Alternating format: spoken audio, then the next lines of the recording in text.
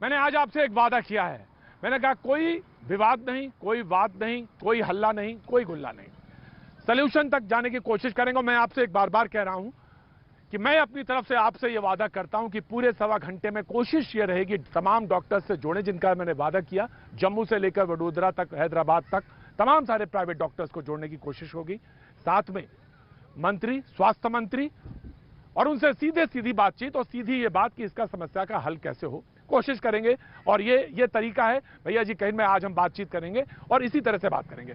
कांग्रेस के प्रवक्ता मैंने इसलिए जोड़ा है कि वो समस्या सुनेंगे और समस्या का कुछ हल है उनके पास तो वो बताएंगे, अन्यथा उसको, उस सवाल को वो लेके सरकार तक रखेंगे। हमारे साथ के शर्मा जी मौजूद है, बहुत बहुत शुक्रिया। हमारे साथ अभय दुबे, मुख्य विपक्षी पार्टी है, कई राज्यों में उनकी सरकार है, वो हमारे साथ जुड़ रहे हैं। कोशिश ये रहेगी राज्यों की जो समस्या वो ये बताएंगे और जो वहां के डॉक्टर्स प्रॉब्लम फेस कर रहे हैं उसको वो सरकार तक लेके जाएंगे।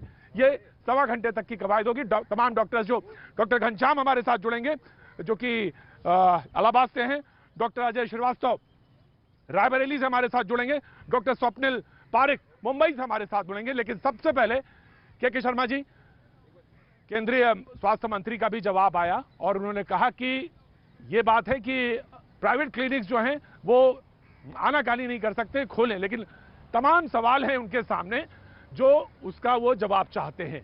तो उनकी समस्या का कैसे हल हो, अगर आप कहें तो मैं समस्याएं दिखा दूं पहले कि कौन सी समस्याएं हैं, अन्यथा आप अगर परिचित हैं, जैसे मिसाल के तौर पे उनके पास किट नहीं है, पीपीई किट को लेकर सवाल है उनके पास जो डॉक्टर्स, जो मरीज आ रहे हैं कोविड टेस्ट करा के आए, 4500 रुपए का इलाज है, टेस्ट है, सॉरी कोविड का 4500 रुपए टोटल उनके पास नहीं होते हैं इलाज के लिए जब वो किसी मोहल्ले के क्लिनिक में जाते हैं। तो ऐसी समस्याएं आ रही हैं जिसका निदान ढूंढना है।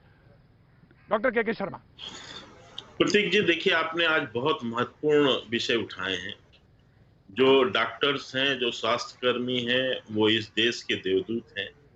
चाहे वो आज जो विषम परिस्थिति में, चाहे वो कोरोना की लड़ाई से लड़ रहे हों या जो अन्य बीमारियां हैं, उनके वो इलाज करते हैं। ऐसे विषम परिस्थिति में इलाज करके उन रोगियों को जो सुविधा पहुंचा रहे हैं, तो उनकी समस्या जो है, निश्चित तौर से यदि उनके सामने कोई समस्या है या कोई विषय है, तो यह चिंता का विषय है और उसको दूर करना यह निश्चित रूप से किसी भी एक अच्छे सरकार की जो है वो कार्रवाई होनी ही चाहिए।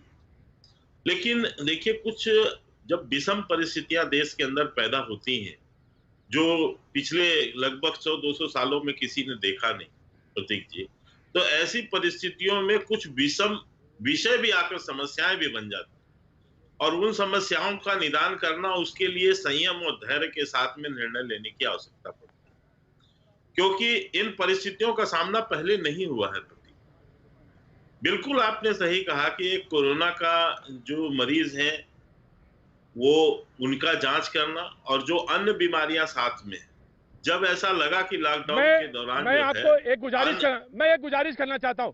के शर्मा जी, मैं आपसे गुजारिश करना चाहता हूं कि हमारे साथ घनश्याम जी जुड़ गए हैं जो कि इलाहाबाद से हैं, और मैं घनश्याम मिश्रा जी, मैं जानना चाहता हूं कि समस्या क्या है।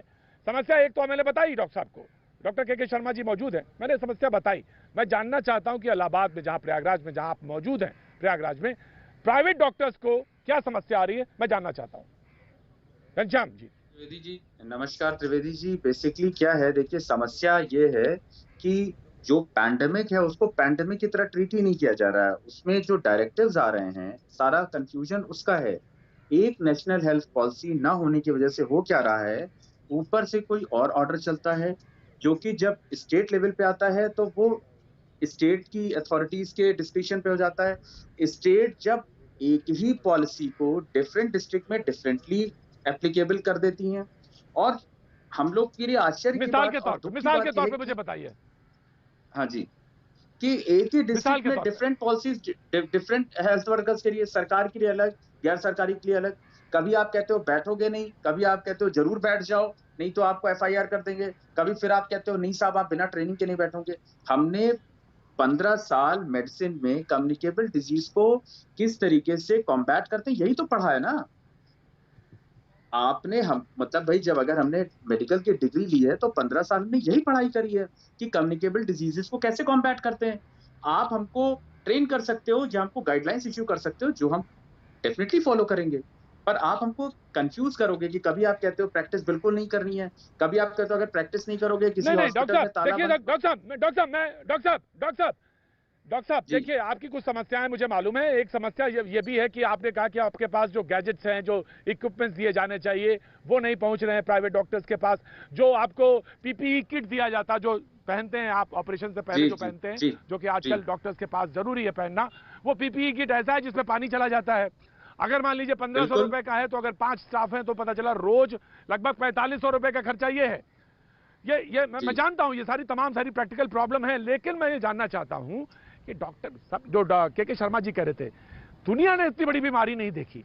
ऐसे समय में आप अगर हट जाएंगे तो वो मरीज कहां जाएगा जो डायबिटिक है, जो जिसको कि रोजमर्रा की सर्दी जुकाम बुखार है, वो तो डर के वजह से ही कांप रहा है। तो आप भी अगर उसको देखेंगे नहीं, आप भी कहेंगे नहीं साहब आप पहले कोरोना टेस्ट कराएं फिर आएं, तो तमाम सारी चीजें जो हैं उलझा रही हैं इस समय, और लोग जवाब जानना चाहते हैं। आपने भी तो एक प्रोफेशनल ओथ ली थी ना डॉक्टर साहब, उस प्रोफेशनल ओथ से कैसे हट सकते हैं आप डॉक्टर घनश्याम? मैं आपको बिल्कुल यकीन संग कह सकता हूं कि पूरे हिंदुस्तान में शायद ही कोई ऐसा डॉक्टर होगा जो अपने आप को खतरे में डालने के लिए तैयार नहीं होगा और जिसने आज तक किसी मरीज को रिफ्यूज किया होगा। अगर सरकार ने डायरेक्टिव नहीं किया होता कि कोई भी हॉस्पिटल कोई भी ओपीडी नहीं खोलेगी, तो शायद डॉक्टर्स रेगुलरली वैसे ही करते रहते, क्योंकि हमें तो ये पता ही है। लेकिन सिक्के के दो पहलू होते हैं ना। हमें ये भी पता है कि जो सामान आप सरकारी डॉक्टर को फ्री में सप्लाई कर रहे हो, वो हम मार्केट से ले रहे हैं, जो कि पता चला 200 रुपए से लेके 3000 रुपए पर लीटर हाइपोक्लोराइड सॉल्यूशन मिल रहा है। पीपी आपका 600 रुपए से लेके 3000 रुपए तक मिल रहा है। कहीं कोई स्टैंडर्डाइजेशन नहीं। और उस पर जुड़ रहा ये कि अगर हमने वो चीज खरीद ली और पहन ली, पहनने के बाद हमें कोरोना हो गया, तो आप हमको पकड़ के इसलिए बंद कर दोगे कि यू वर परपेट्रेटर, आपने साहब कोरोना को फैलाने में मदद करी। तो आप मुझे ये बताइए कि इतने सारे विरोधाभास के बीच में हम मरीज को कैसे ट्रीट कर सकते हैं?